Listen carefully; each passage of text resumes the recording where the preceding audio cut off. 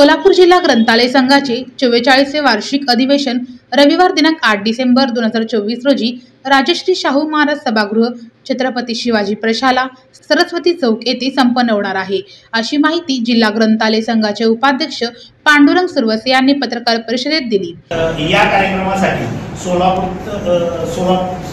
या कार्यक्रमाचे अध्यक्ष म्हणून गजानन कोटेवार येणार आहेत। जिल्हा ग्रंथालय संघाचे ते महाराष्ट्र राज्याचे अध्यक्ष आहेत आणि ते वर्धेचे आहेत।